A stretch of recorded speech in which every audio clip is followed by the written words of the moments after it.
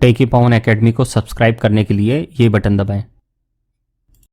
Welcome students, मेरे channel टेकी पवन academy में फिर से स्वागत है। आज का नया टॉपिक पूर्ण रोजगार क्या होता है और पूर्ण रोजगार संतुलन क्या होता है। दोनों में डिफरेंस है। कई बार आप लोग कंफ्यूज हो जाते हैं कि पूर्ण रोजगार और पूर्ण रोजगार संतुलन में क्या अंतर होता है, तो इसको मैं क्लैरिफाई करूंगा। एक चित्र के माध्यम से देखेंगे हम कि पूर्ण रोजगार और पूर्ण रोजगार संतुलन में क्या अंतर है। आइए देखते हैं इसे। स्टूडेंट्स, आज का टॉपिक है पूर्ण रोजगार एवं पूर्ण रोजगार संतुलन में अंतर। देखते हैं इन दोनों में क्या अंतर होता है। सबसे पहले पूर्ण रोजगार का अर्थ देख लेते हैं हम लोग। जब अर्थव्यवस्था में उपलब्ध समस्त संसाधनों का पूर्ण कार्यकुशलता के साथ उपयोग होता है तो उस स्थिति को पूर्ण रोजगार की स्थिति कहते हैं। ध्यान दें, पूर्ण रोजगार की स्थिति का मतलब क्या हुआ कि अर्थव्यवस्था में जितने भी संसाधन हैं, यदि हम उनका पूर्ण कार्यकुशल उपयोग करेंगे, फुल एफिशिएंसी के साथ अगर उनका उपयोग करते हैं, तो उस स्थिति को हम क्या कहेंगे? पूर्ण रोजगार की स्थिति। पूर्ण रोजगार की स्थिति में प्रचलित मजदूरी दर पर श्रम बाजार संतुलन में होता है, अर्थात उस लेवल पर श्रम की पूर्ति किसके बराबर होती है? श्रम की मांग के। Supply of labour is just equal to demand for labour. तो एसएल बराबर डीएल की स्थिति होती है पूर्ण रोजगार की केस में। अब देखते हैं, पूर्ण रोजगार की स्थिति में भी बेरोजगारी की प्राकृतिक दर अवश्य पाई जाती है। कुछ बच्चे ये समझ लेते हैं कि सर पूर्ण रोजगार का मतलब तो ये हो गया कि सबको रोजगार मिल गया। ऐसा नहीं होता बच्चों, ध्यान दें। पूर्ण रोजगार होने पर भी बेरोजगारी की प्राकृतिक दर तो पाई जाएगी, इसे आप नहीं रोक सकते, भले ही कोई विकसित देश हो या विकासशील देश हो, लेकिन वो प्राकृतिक दर से नहीं बच सकता है बेरोजगारी की। पूर्ण रोजगार होने का तात्पर्य यह नहीं है कि बेरोजगारी शून्य होगी।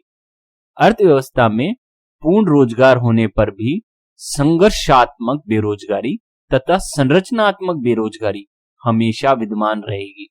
ये दोनों जो बेरोजगारी है, संघर्षणात्मक बेरोजगारी और संरचनात्मक बेरोजगारी, ये अर्थव्यवस्था के पूर्ण रोजगार के स्तर पर भी पाई जाती है। चाहे विकसित देश हो या विकासशील देश, दोनों ही इस बेरोजगारी को दूर नहीं कर सकते। संघर्षणात्मक बेरोजगारी क्या होती है? संघर्षात्मक बेरोजगारी श्रम की गतिहीनता के कारण, कच्चे माल की कमी के कारण, बिजली की कमी के कारण, मूल्य ह्रास के कारण तथा नौकरी बदलने की प्रवृत्ति के कारण पाई जाती है। कहने का मतलब, मान लीजिए कच्चे माल की कमी हो गई तो अचानक से लोगों को काम से निकाल दिया, तो क्या हुआ? बेरोजगार हो गए ना।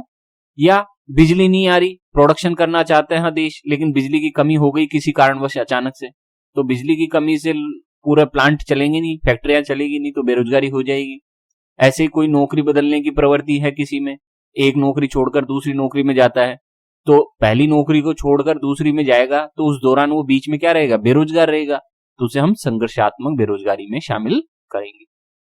जबकि संरचनात्मक बेरोजगारी उत्पादन के अन्य साधनों, भूमि, पूंजी, उद्यम की कमी, उत्पादन तकनीक में परिवर्तन के कारण नए उद्योगों के लिए कार्यकुशल श्रमिकों की कमी आदि के कारण पाई जाती है।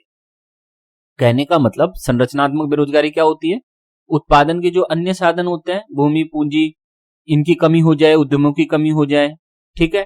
टेक्नोलॉजी चेंज हो गई, तो टेक्नोलॉजी चेंज हुई तो नई टेक्नोलॉजी आई, तो उसके अनुसार कुशल श्रमिक नहीं है हमारे पास, क्योंकि पुरानी टेक्नोलॉजी से काम करना आता था श्रमिकों को। नई टेक्नोलॉजी आई, नई मशीन आई, तो श्रमिकों को चलाना नहीं आता, तो उसके कारण भी बेरोजगारी हो जाएगी। तो ऐसी बेरोजगारी संरचनात्मक बेरोजगारी मानी जाती है। अब देखते हैं अर्थव्यवस्था के संतुलन का अर्थ। अर्थव्यवस्था उस स्थिति में संतुलन में होगी जब समग्र मांग और समग्र पूर्ति क्या हो? दोनों बराबर हो, समान हो, अर्थात एडी बराबर एएस हो, या बचत एवं निवेश समान हो, एस बराबर आई हो। टू सेक्टर इकोनॉमी, द्विक्षेत्रीय अर्थव्यवस्था में संतुलन की शर्त क्या होती है हमारी? एएस बराबर एडी। एएस का मान कितना होता है? सी प्लस एस, और एडी का मान कितना होता है? सी प्लस आई। तो सी से सी गया तो बचा क्या? एस बराबर आई। कहने का मतलब, टू सेक्टर इकोनॉमी में संतुलन वहां होता है अर्थव्यवस्था का जहां एस बराबर एडी हो या एस बराबर आई हो, ऐसे हम अर्थव्यवस्था का संतुलन कहते हैं। अब हम इस चित्र में देख लेते हैं पूर्ण रोजगार संतुलन का अर्थ। पूर्ण रोजगार संतुलन दो शब्दों से मिलकर बना है, पूर्ण रोजगार और अर्थव्यवस्था का संतुलन। जब दोनों एक ही जगह पाई जाए चीजें तो उसे हम पूर्ण रोजगार संतुलन कहते हैं। जब अर्थव्यवस्था में उपलब्ध समस्त संसाधनों का पूर्ण कार्यकुशलता के साथ उपयोग हो और अर्थव्यवस्था संतुलन में हो, एडी बराबर एएस हो अथवा एस बराबर आई हो, तो उसे हम क्या कहेंगे? पूर्ण रोजगार संतुलन। क्योंकि यहाँ पूर्ण रोजगार भी है और संतुलन भी है, इसी कारण से इसे पूर्ण रोजगार संतुलन कहते हैं। अब जैसे आप चित्र में देख सकते हैं, आप ये चित्र भी सही है, ये चित्र भी सही है, दोनों ही चित्र सही है। आप ये ना सोच बैठना कि सर ने ये कौन सा चित्र बता दिया, ये तो हमने बुक्स में देखा ही नहीं। ये भी सही है बच्चों, है ना। तो सबसे पहले मैं आपको इसी में बता देता हूं। हमने वाई एक्सिस पे क्या लिया है? समग्र मांग, समग्र पूर्ति, और एक्स एक्सिस में हमने राष्ट्रीय आय ली है, और ये हमारी एडी है, और ये हमारी क्या है? 45 डिग्री वाई रेखा है जो ई बिंदु पर जाकर वर्टिकल हो जाती है। क्यों हो गई है वर्टिकल पे? एएस वक्र, जो एएस वक्र है वो ई बिंदु पर जाके वर्टिकल हो गया। इसका मतलब क्या हुआ? ये हमारा वाईएफ का बिंदु हो गया है पूर्ण रोजगार का स्तर। कहने का मतलब हमने जितने भी संसाधन थे हमारे अर्थव्यवस्था में उन सबको लगा दिया, तो कितना प्रोडक्शन होगा? ओ से लेकर वाईएफ तक। इस वाईएफ के आगे प्रोडक्शन संभव नहीं है, क्योंकि यहाँ पूर्ति वक्र खड़ा हो चुका है, वर्टिकल हो चुका है, जो ये बताता है कि आप पूर्ति को इससे आगे नहीं बढ़ा सकते, हम इधर नहीं जा सकते हैं। भले ही समग्र मांग को आप कितना ही बढ़ा दो, ये बढ़ा दो, इसको ऊपर ले जाओ कितना भी, लेकिन आप इससे ज्यादा नहीं बढ़ा सकते हैं। नीचे जरूर आ सकती है समग्र मांग, अगर ऊपर लेके जाएंगे, मान लो हम यहां ले जाएंगे, तो भी प्रोडक्शन तो कांस्टेंट ही है, क्योंकि पहले ही हम अर्थव्यवस्था का कंप्लीट उपयोग कर चुके हैं, इसलिए हम इससे आगे नहीं जा सकते। अब चूंकि ये पूर्ण रोजगार का स्तर है और यहां अर्थव्यवस्था का संतुलन भी है, एएस बराबर एडी, इसलिए ऐसे संतुलन को हम क्या कहेंगे? पूर्ण रोजगार संतुलन। क्यों? क्योंकि यहां पे पूर्ण रोजगार भी है और साथ में अर्थव्यवस्था का संतुलन भी है, तो इसे हम पूर्ण रोजगार संतुलन कहते हैं। इस चित्र में भी देख लेते हैं पूर्ण रोजगार संतुलन। इसमें हमारा जो एएस वक्र है वो नॉर्मल है, जैसा कि आप लोग जनरली देखते हैं, धनात्मक ढाल वाला है, पूरा 45 डिग्री लाइन है, हमने इसको वर्टिकल नहीं किया है।